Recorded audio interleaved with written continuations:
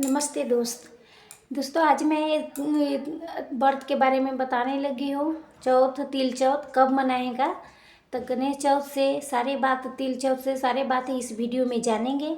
तो सबसे पहले दोस्तों आपको बता दूँ, माघ महीने में कृष्ण पक्ष के चतुर्थी के दिन तिल चौथ, माघी चौथ, माघ चौथ व्रत करते हैं। तो पहला वीडियो डाल चुका हूँ, अब सब देखिए 2026 में कब करनी है। 6 जनवरी के दिन पड़ा है मंगलवार के दिन गणेश चौथ के व्रत करेंगे, तिल चौथ के व्रत करेंगे। उसके एक दिन पहले निहा खान करेंगे। सोमवार के दिन हम निहा खान करेंगे। तो सारे बताई हूँ वीडियो में, तो फिर भी आप सब सुनिए देखिए।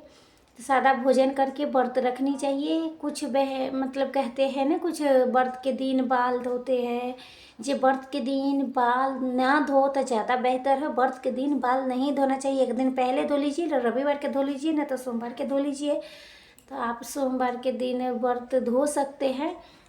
मंगलवार को गणेश जी के व्रत रख सकते हैं। अगला प्रश्न, जो हम पहाड़ चढ़ाएंगे, रात में चढ़ाएंगे, उठा लेंगे कि कैसे करेंगे।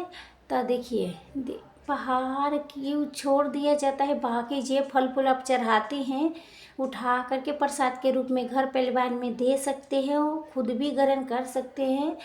आप देखिए अगला मतलब, तिल के लड्डू बाहर से खरीद के लाए कि ना लाए, तो चाहे तो बना भी सकते हैं घर पर। आना तो गुड़ के तिल के आना मूँगफली के साथ अच्छा होता है। आना तो शायद मार्केट से आप खरीद के ला सकते हैं, मार्केट से भी ला सकते हैं। देखिए अगला मतलब, देखिए जो घर में जैसे ससुराल के मायके में दोपहर में गणेश जी की पूजा कर लेता है, तो शाम को ज़रूरी है कि नहीं है स्नान करने, ज़रूरी है कि नहीं स्नान करना ज़रूरी है। ना करें, लेकिन हाथ पैर धो के कपड़े बदलना चाहिए। लेकिन वैसे भी व्रत में थोड़ा, चलो ठंडी के मौसम चल रहा है तो पानी गर्म करके आप नहा सकते हैं, है ना। तो वैसे भी हाथ पैर धो के कर सकते हैं। ज़्यादा मजबूरी है तो नहीं कर सकते, गंगा जल छीट लीजिए। जहाँ सोते हैं वहाँ भी एक अच्छा जाजिम, धोल जाजिम बिछाइए, तब सोइएगा।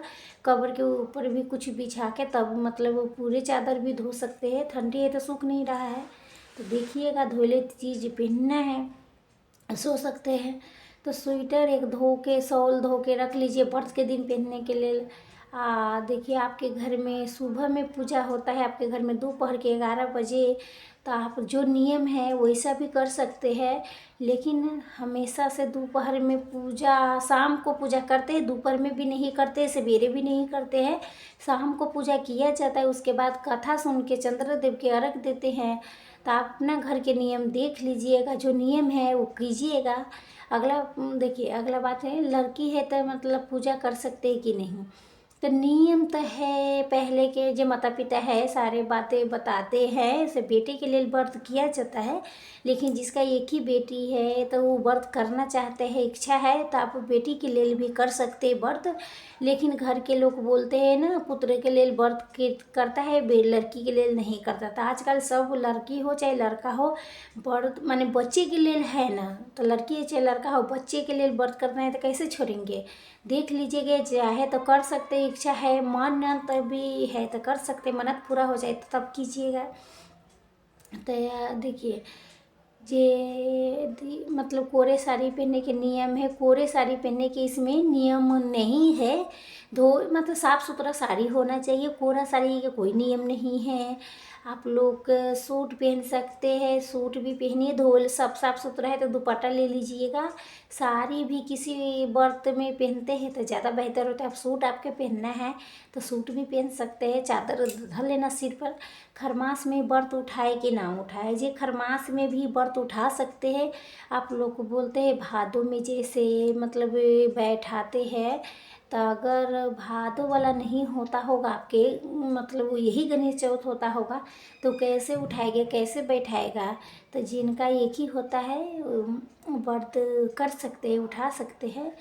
जैसे खरमास में भी पड़ा है तो उठा सकते हैं, तो कभी खरमास के बाद भी पड़ता है तो आप लोग उठा सकते हैं। जैसे भादों वाला हमारे घर में नहीं होता है, माघ चौथ होता है, तो माघ चौथ भी मना लेते, लेकिन भादों में भी करने वाला करते हैं, भादों वाला भी करते हैं। तो देख लीजिए, अपना अपना घर की परंपरा है, किसी के मतलब जैसे होता है वैसे करते हैं सर। तो देखिए मान, उस दिन मंगलवार है तो मान हमारे घर का है तो कर सकता है। मान सभी व्रत त्योहार में नहीं बचाते हैं। आप लोग मान बचाते हैं तो मत उठाइएगा व्रत, लेकिन व्रत में मान नहीं बचाया जाता है। तो आप पूजा पाठ वाला चीज़ है तो कोई खुशी वाला चीज़ नहीं है कि ज्वाइन करने जा रही, मैं भगवान के नाम लेने जा रही हूँ। मान लीजिए अगर आपके पास मान नहीं उठाया जाता है तो अगले साल देखिएगा तो सारी बात आप समझ में आ गया होगा। आगे बता देती हूँ, मासिक धर्म में व्रत करे कि ना करे, तो अपना घर परिवार में हस्बैंड से, बच्चे से जो फल फूल है, तिल है, उतना तो विधि विधान से नहीं कर पाएंगे, लेकिन अपना अच्छे से तैयार हो जाइए कि सिंदूर वगैरह अलग से लेके लगा सकते हैं। 3 दिन हो गए तो बाल भी धो सकते हैं, कोई दिक्कत नहीं है। चाहे तो पहले भी धो सकते हैं, लेकिन 6 दिन, छठे के दिन गणेश जी की पूजा करनी है। 5वें दिन पे नहीं पूजा करना है, ध्यान रखिएगा। 6 दिन हो गया है तभी मासिक धर्म में पूजा कर सकते हैं। अब घर परिवार में जोन है, जो लोग से पूजा कर पाइए। मन मिठाई अब जितना चढ़वा दीजिएगा, आप कोई अपने जैसे थोड़ी पूजा करेगा, माने घर में किसी से कराइए तो तब प्रणाम करके चंदन तिलक लगा के ये सब एक दिया जला के रखवा दीजिएगा। जितना बन पड़ता है उतना दूर से प्रणाम करके वहीं पर बैठ के आप कथा भी सुन लीजिएगा। कथा तो सुन ही सकते हैं, अर्घ आप नहीं देना है। 6 दिन से पहले ना पूजा करनी है ना अर्घ देना है, तो ठीक है। तो ये भी बता दी आप। देखिए उस दिन अच्छे से तैयार हो सकते हैं, पहले धोले साड़ी पहन सकते हैं, पैर भी कलर कर लीजिएगा, तब आप कथा सुन सकते हैं, भगवान के प्रणाम कर सकते हैं, माँ से रूम से आप प्रार्थना कर सकते हैं, पूजा कर सकते हैं। आप देखिए अगला नियम बता दूँ आपको, नहाई खाई के दिन साग वगैरह ज़रूर खा लीजिएगा। सुबह शाम में जब समय टाइम मिलता है तभी खा लीजिएगा। गणेश जी के लिए ज़रूर ढक दीजिएगा, वैसे भी प्रसाद के रूप में आते हैं हमारे घर में तो खाने के लिए। तो एक कथा में वर्णन है साग खाना ही है, तो ढक दीजिएगा। सुबह उठ के घर परिवार के लोग को साग के प्रसाद के रूप में दे सकते हैं, जैसे गाय के भी दे सकते हैं। तो ये क्लियर हो गया। अगले दिन हम व्रत रखेंगे। व्रत के दिन आप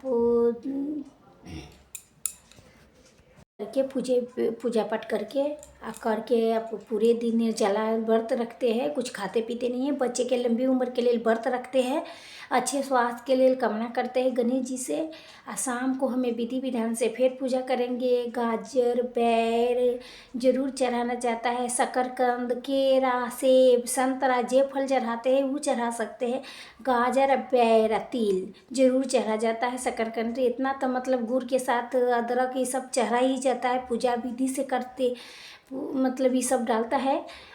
देखिए समय मिलेगा तो ज़रूर देखना है वीडियो। गणेश जी की पूजा करते हैं, पान के पत्ते हो गए, कच्चे दूध से अर्घ देते हैं। मान लीजिए कच्चा दूध नहीं मिल पाता है तो मतलब पहले भी से लेके फ्रिज में रख सकते हैं, नहीं मिलता है तो गंगा जल से अर्घ दे सकते हैं, ठीक है। आप बच्चों के हाथ से अर्घ दिलाइए, तो पहले मतलब वीडियो में समझाई हूँ, ध्यान से देख लीजिएगा। और करके भी पहले के वीडियो में दिखाई हूँ। तो पूजा पाठ में करके बैठ के कथा भी ज़रूर सुनना चाहिए, बगैर कथा से व्रत के नहीं लाभ मिलता है। तो कथा ज़रूर सुन के आप फिर भी शाम को फलाहार करेंगे। अर्घ देने के बाद फलाहार करके अगले दिन हम पारण करेंगे। बुधवार के दिन पारण है, नमक वाला चीज़ खाएंगे, फलाहारी चीज़ करते हैं, नमक नहीं खाते। कुछ परेशानी है तभी आप सीधा नमक खाइए, ना तो बच्चे तो ज़रूर बचाइए, नहीं खाइए। और प्रसाद के रात में उठा लीजिएगा, प्रसाद वगैरह जो मतलब वो गुड़, अदरक, काले तिल, ये सफ़ेद तिल ये सब चलाते, ज़्यादातर काले तिल चढ़ाते हैं। तो मेस करके गीला धो करके तिल के तभी उनका अर्घ दीजिए, वहीं छोड़ देते। रात भर झंक दीजिएगा, किसी बर्तन से कोई कीड़ा मकोड़ा ना जाए। ये सारे बात के ध्यान रखते ही तब कोई छिपकली चूहा कुछ ना कुछ जूठा उठा कर देते हैं, तो ये सब पूरे घर परिवार के लिए खाएगा तो सेहत के लिए अच्छा नहीं है। तो हमेशा के लिए बता रही हूँ, जो कुछ प्रसाद वहाँ चढ़ाई हो, कुछ भी कोई थाली बर्तन से ढक दे दीजिए, ठीक है। सारी बातें क्लियर हो गई। तो आप आशा करती हूँ वीडियो आप सबको बहुत पसंद आएगा। आज ज़रूरी वीडियो यहीं तक के था। फिर मिलती हूँ कोई नए वीडियो में, तब तक के लिए नमस्कार। स्वस्थ रहिए, सुरक्षित रहिए, जहाँ कहाँ रहिए, जहाँ खुश रहिए। धन्यवाद।